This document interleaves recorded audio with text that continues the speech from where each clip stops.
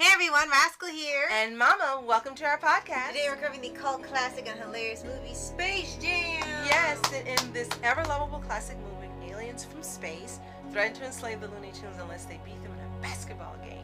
And in order to learn the rules of the game, they enlist Michael Jordan to coach them into basketball superstars. Yes. And before we start, be sure to like, subscribe, and click the update feature podcast, and we'll pause videos. This is one of our favorite movies. Individually and collectively, this is one of our favorite movies. And when this movie was made back in, if I'm not mistaken, 1999, or it could be 1996, the only movie like it was Who Framed Roger Rabbit, where animation and live action have been put together successfully. Right. And still today, this movie stands alone as one of the best ever. Even its sequel did not live up to its reputation, unfortunately. Right, at least for us. And the movie itself, the first one, it's like one big commercial. It was based off a commercial, and they just took the commercial, made it to a movie, which itself is a commercial. But the thing is that it kind of knew what it was. It knew it wasn't trying to be something deep. It was just a silly, fun movie, something for families, and it was a blast to watch. If you were a Looney Tunes fan, it was great. If you were a Michael Jordan fan, it was great. If you were a basketball fan, it was great. And it put all that together. It's even better if you like all three things. And I did. And it's even funnier because it's the highest grossing basketball film of all time. Yes. No other movie has come close because it's just something unique in of itself. Two of the things that made it unique is, one, it wasn't about Michael Jordan. It was about Looney Tunes, and Michael Jordan just happened to be in the movie because they needed his help. Yeah. It wasn't about trying to show him as cool and awesome, because you knew Michael Jordan was awesome. You knew that he was the greatest basketball player that ever lived during that time, and he still is. And he was the legend that they got to meet. And then the second thing is, it wasn't about trying to show this movie is cool and you need to buy this, and Michael Jordan knows everything. That's not how it came off. He kind of was unsure, and they were unsure. They came together as a team, and then each side worked their strong points and came to a happy ending. Yeah. And that's what made the movie so wonderful. It wasn't, as you said, trying to be something it wasn't.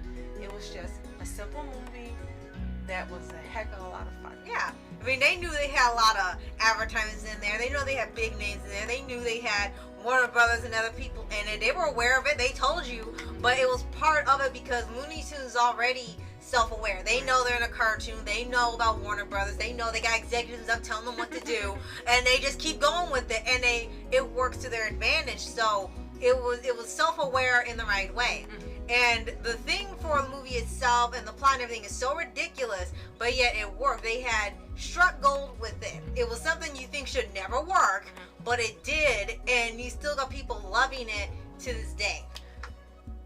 A couple of things that really made it special was, one, you did have some of the biggest basketball players during the time that were playing, and they all had the same attitude as Michael Jordan. They weren't, oh, I'm the best, I'm this, I'm that. They were kind of like, oh, what do I do? Right. Oh, you want me to play this? Okay, this. And their powers of basketball were so attractive to the aliens, they took them over. Right. And that was hilarious. They took them over and they used their skills, and then of course the game was about them not taking over Earth and getting the players their powers back. So it was fun. Yeah. And then two, you had other people who appeared, like Wayne Knight, who played his role wonderfully. He was the goofy, off-kilter agent. Yeah. And even though he was that way, he was still treated with respect by Michael Jordan, and you could tell he cared for him, and he cared for him. He was just this offbeat character. And those things made it special because, as you said, again, they didn't take themselves or the movie seriously. Right. And we know that, maybe at the time it may have had its quote-unquote flaws and things, but it's Looney Tunes. There were no flaws. It's supposed to be like some things off about it's Looney Tunes. They're quirky, and you really have to really like that they had the animation meld well. They kept it 2D drawn, and even when Michael Jordan was in Looney Tunes World, which is like a little town underground for some reason, it was funny because it was still like this humble place, despite them being superstars. They were still in this like little town, like kind of like how maybe Michael Jordan was himself. Like they both had the same backgrounds. And when he was there, he was still in live action, but he was interacting with an animated world instead of him being animated. And then the tunes are animated, and everything is animated. So I think that also helped to like you said, let the Roger Rabbit feel like he was really talking to these cartoons. Yes. And another great thing about the movie is everyone had their favorite or favorites for the Looney Tune characters that appeared in the movie, and it wasn't about making any type of statement or having an agenda or anything. It was just about having fun. Right. And it made it so enjoyable when they got their team together. They had a little of this, a little of that, a little something everyone would love. Right. And Lola Bunny was Lola Bunny, and she always had sass, and she always was smart, and she always could play better than the boys. Yeah. And she always was pretty. So I didn't understand for the new one what the issue was, because in here it worked perfectly. Nobody was looking at this animated bunny at that time as a sex object. If I'm mistaken, let me know in the comments. Well, but I know the age I was, well, first of all, I wasn't looking at it that way at all. But I don't recall hearing my friends or different people saying that about Lola Bunny. All they talked about was all the players being in the movie, how Michael Jordan did it, and how awesome it was that he did it, how it was so much fun, how they wanted to see it again. You're right.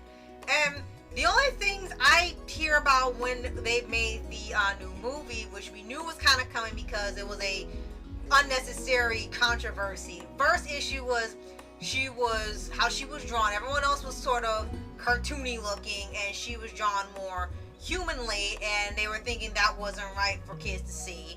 And then the second thing was that she didn't have a loony, goofy personality. That's why they seem to like her more in the Looney Tunes show, the 2D one on Cartoon Network, where she's voiced by Kristen Wiig and she's a bit of an airhead. They like that one because she fits the title of Looney Tune. So to them, they thought maybe updating that was going to update the character better for the time that they were going to make the sequel, even though it took them decades to make it. And I think personally that when they did that, first of all, she didn't look sexual. I don't care what anyone is saying. That animated bunny doesn't look that way. No. And they were making a reference to Jessica Rabbit. Right. In that movie, she was the brains. In that movie, she was the one who could figure things out and had the answers and all that. And I think when they made this movie, it was a shout out to that one in the same way with her. With Little Rabbit. In that role, but not, I'm not bad, I'm just drawn that way. No, she wasn't drawn that way. She had on a uniform like everyone else. It fit loose. You could not see curves or any of that stuff the way people are talking. It was just an animated bunny. So for me, I don't personally recall those type of conversations at all. Any of my male or female friends, none of that ever came up. And I think that is just unfortunately a sign of what happens now with things, that the things of now get caught up put into things of the past that had nothing to do with it. And I can tell you 1,000,000,000% that these thoughts and ideas people are having about this character and being offensive and all that, none of that ever came up.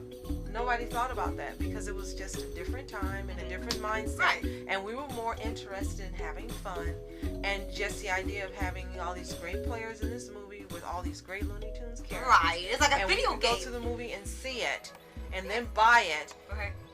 Everyone was caught up in that. It was like a video game, like it was a video game come to life. You know, like how Nick Tunes has the baseball players, like they had a one game where Nick Tunes had actual baseball players, and they sort of did a knockoff of that in a video game. It was like that, like you saw that on the big screen. And then, of course, the song, the Space Jam song, was always super catchy. Definitely. Which is unfortunate when they left it out of the sequel, because it's Space Jam. You gotta have the theme. It was just like with Mortal Kombat. Yes, and I kept waiting the whole freaking movie in Mortal Kombat, waiting for Mortal Kombat. And it didn't happen. Yeah. So The thing is about this particular movie, if you haven't seen it, it's great time now to watch it. It's the summer. It's just fun. Yes. And if you've never seen it, you're going to love it, and you're going to want to watch it over and over. I can't tell you how many times I've seen this movie before seeing it with Rascal, and now seeing it with Rascal. I honestly can't tell you how many times I've seen it. I've seen it so many times, and every time it's fun. Right. And we even watched it a little while ago when Cartoon Network had the Teen Titans Go watch the movie, because we wanted to say, well, hey, let's see what take they have on it. How will it be? Right. So we watched it yet again. Right. And watched it just in time again for the film, because the sequel was heavily promoted. Mm-hmm. And that movie itself will be its own podcast, because we have a lot to say on that one too. It's just, we think it's like, it was crazy it took this long for a sequel to come out. It was like The Incredibles. Right. It was like you waited decades before it even came out. It's like, now it's here. So let us know in the comments, when did you see this movie originally? How many times have you seen it? What do you love most about the original Space Jam? And were you excited about seeing a sequel? Let us know in the comments. Yes. And be sure to like, subscribe, and click notification whether it's on future podcasts and more of the past videos. Yes. So thank you for joining us for one of the most fun movies ever made by Warner Brothers. And we look forward to your comments. And if you haven't seen it, it's available for purchase. It has been forever. And it's Warner Brothers, so you may be able to see it on HBO Max. Yes. Just like with the sequel, yes. Yeah, so it'll be easy to find, and you're going to love it. Yes. So, thank you so much for watching. I'm Rascal Entertainment. And I'm Mom Entertainment. Have a fantastic day. Peace.